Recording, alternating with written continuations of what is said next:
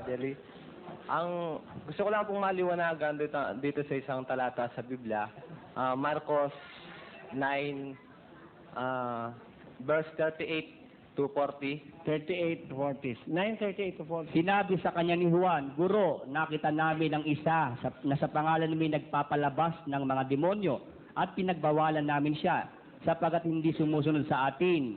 Tatapot sinabi ni Jesus, huwag ninyong pagbawalan siya sapagkat walang taong gumagawa ng makapangyarihang gawa sa pangalan ko na pagdakay makapagsasalita ng masama tungkol sa akin sapagkat ang hindi laban sa atin ay suma sa atin. Ano ang problema ron? Hindi po ba nangangahulugan dito na may mga pinagkalooban ng Diyos na kapangyarihan na magpalayas ng demonyo, gumawa ng mga himala na hindi kaanib sa iglesia o na nasa labas ng iglesia? Ganito Posible yun. po ba yun? Ganito yon. Di, ang mga apostol, saka si Kristo nangangaral, ano? Nabalitaan ng mga taon sa pangalan ni Jesus lumalabas ang demonyo. Ngayon, hindi naman nila kasamahan, ginamit yung pangalan ni Jesus. Nabalitaan na yung Panginoon, meron mga doon nagpapalabas ng demonyo sa pangalan mo. Pinagbawalan namin sila. Sabi ni Jesus, huwag yung pagbawalan. Ang hindi sumasa atin, ang hindi laban sa atin, sumasa atin. Ano ibig sabihin? Parang ganito, bigyan kita halimbawa. Si Dr. Navarro sa Lubao, nakikinig sa akin.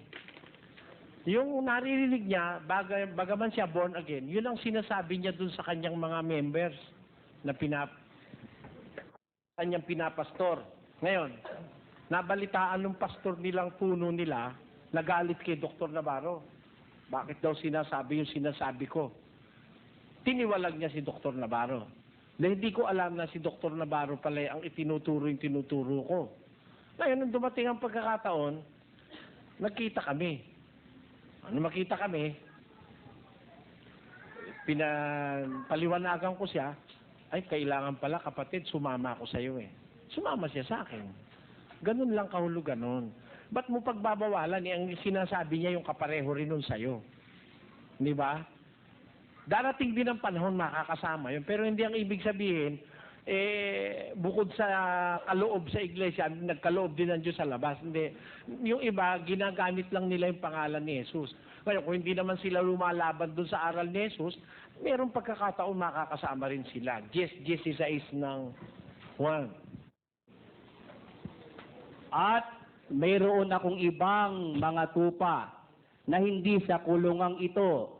Sila'y kailangan din namang dalhin ko at kanilang diringgin ang aking tinig at sila'y magiging isang kawan. At Gusto ng Diyos, pagsamasamahin yung tupa niya. Meron akong tupa, wala pa rito, sabi niya. Dadaling ko rin sila. Ganun lang yon. Ba't mo pagbabawalan ang sinasabi hindi naman laban kay Kristo? Ngayon, yung mga pastor ngayon, laban kay Kristo sinasabi, ba't ko naman pababayaan yun? Di aatakihin ko yun. Ganun lang.